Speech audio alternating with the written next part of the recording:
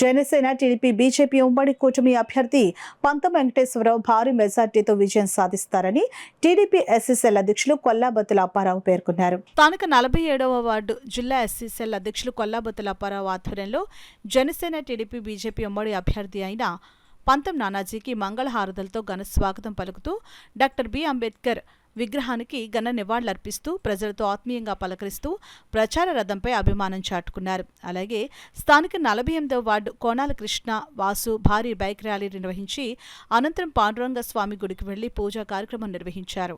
ఈ కార్యక్రమంలో రాష్ట్ర తెలుగుదేశం పార్టీ కార్యదర్శి వాసిరెడ్డి యేసుదాసు, రూరల్ కోఆర్డినేటర్ కటకంశెట్టి బాబీ, నాయకులు నురుకుర్తి వెంకటేశ్వరరావు, పెంకే శ్రీనివాస్ బాబా, 47, 48వ వార్డుల జనసేన టీడీపీ బీజేపీ నాయకులు, అభిమానులు, గ్రామ నాయకులు, వీర మహిళలు భారీ ఎత్తులో పాల్గొన్నారు.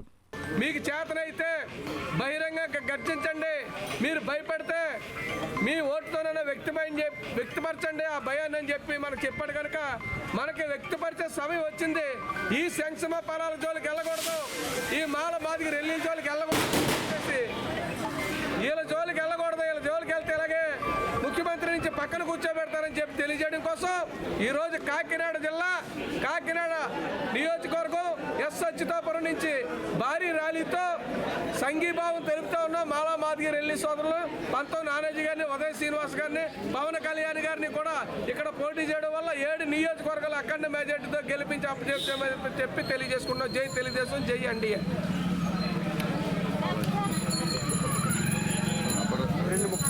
ఈరోజు బాబాసాహెబ్ అంబేద్కర్ ఆశయాల్ని తూట్లు పొడిచి జగన్మోహన్ రెడ్డి అంబేద్కర్ విదేశ విద్య పేరు జగన్మోహన్ రెడ్డి విదేశ విద్యను పెట్టుకున్న దిగజారిపోయాడు జగన్మోహన్ రెడ్డి అని చెప్పి సందర్భంగా తెలియజేస్తూ దళితుల్ని చంపి డోర్ డెలివరీ ఇచ్చింది ప్రభుత్వం. అంటే దళితులు, బీసీలు, ఎస్సీలు, మైనార్టీలు అంటే చిన్న చూపు చూసి కాలు కింద చెప్పు కింద వాడుకుంటా ఉన్నారు. అదే దళితులు ఈ ఎలక్షన్లో బుద్ధి చెప్పి చంద్రబాబు నాయుడు, పవన్ కళ్యాణ్ నాయకత్వంలో పనిచేస్తారని చెప్పి తెలియజేస్తూ మరి ఇక్కడ నానాజీ గారిని, ఉదయ శ్రీనివాస్ గారిని కూడా ఎక్కువ మెజార్టీ గెలిపించి దళితులందరూ కూడా కూటమైపోయి ఉన్నారు. గెలుపు కూటమిని తమ తెలియజేయాలని చెప్పి సందర్భంగా తెలియజేస్తూ క్లీన్ స్వీప్ అవుతుంది. ఇక్కడ మా పార్టీ అధ్యక్షులు, ఇక్కడ వార్డు ఇన్ఛార్జు, అదేవిధంగా జిల్లా ఎస్సీసెల్ అధ్యక్షులు కొల్లాబత్తుల అప్పారావు గారు ఉన్నారు. అదేవిధంగా ఇక్కడ బాబురావు ఉన్నారు. అదేవిధంగా జనసేన కృష్ణ గారు ఉన్నారు.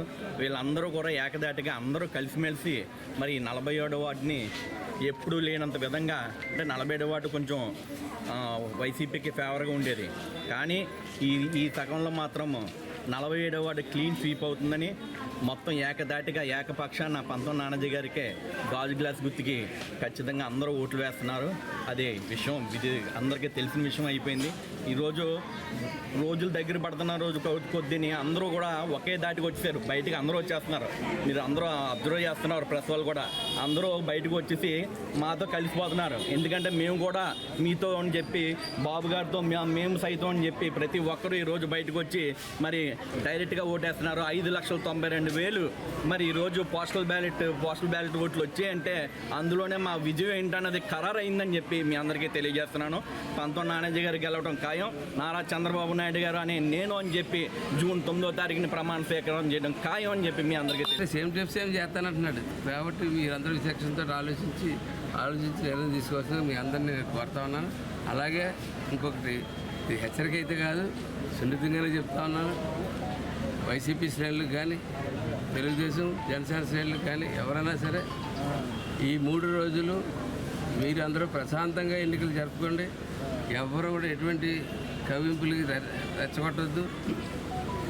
దీన్ని మీరు హెచ్చరిక అనుకుంటే తప్పు. హెచ్చరిక కాదు. మాకున్నటువంటి మానవ వనరులు, మా దగ్గర ఉన్నంత యూత్ బలగం ఎవరి దగ్గర లేదు. లేనిపోని ఇబ్బందికి గురి చేసి మీరు ఇబ్బంది గురవద్దు. మమ్మల్ని నేరస్తుల కింద చేయొద్దు. అటువంటి పరిస్థితులు చేయొద్దు. మా కుర్రోళ్ళందరూ మంచివాళ్ళు. గత 5 సంవత్సరంగా మా పిల్లల మీద ఎక్కడన్నా ఏదైనా విధ్వంసం చేసినది కానీ, సంఘటన కానీ, ఒక నేరాలు చేసి మీరు అక్రమంగా పెట్టిన కేసులు తప్ప ఎటువంటివి లేవు.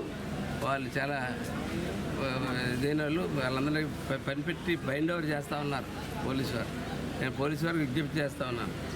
బయలు ఓవర్ చేయవలసిన అవసరం ఏమొచ్చింది వీళ్ళందరూ? వీళ్ళ పాత నేరస్తుల నేర చరిత్ర ఉందా వీళ్ళకి? ఎవరికీ లేదు. ఎటువంటి నేర చరిత్ర లేనటువంటి వాళ్ళని మళ్ళీ మీరు అక్రమంగా పెట్టిన కేసులు ఒకటి ఉన్నాయి తప్ప నేరస్తులు కాదు. కాబట్టి ఆ బయలు ఓవర్లు చేయొద్దని చెప్పి దయచేసి రిక్వెస్ట్ చేస్తూ ఉన్నాను. అట్లాగే ప్రతిపక్షాలకు మరొక్కసారి చెప్తా ఉన్నాను, ఈ 4 రోజులు ఉంది, మీరు ప్రజలు మీరు అభ్యర్థించుకోండి, మేము ప్రజలు మేము అభ్యర్థించుకుంటాం ఓటు. కానీ అకారణంగా ఘర్షణలకు దారి తీసుకుని పరిస్థితి కలగజేయొద్దు. మరీ చెప్తా ఉన్నాను, ఎవరి కాళ్ళు ఎవరి ఎలక్షనాలు చేసుకుందాం. నువ్వు అభ్యర్థించుకో, ఓటర్ని నేను అభ్యర్థించుకుంటాను, నీ ఓటర్ని నువ్వు తెచ్చుకో, నా ఓటర్ని నేను తెచ్చుకుంటాను. అంతే తప్ప మా పిల్లల జోలికి మటు ఎవరు రావడానికి వీల్లేదని చెప్పి ఇప్పుడే తెలియజేస్తాను.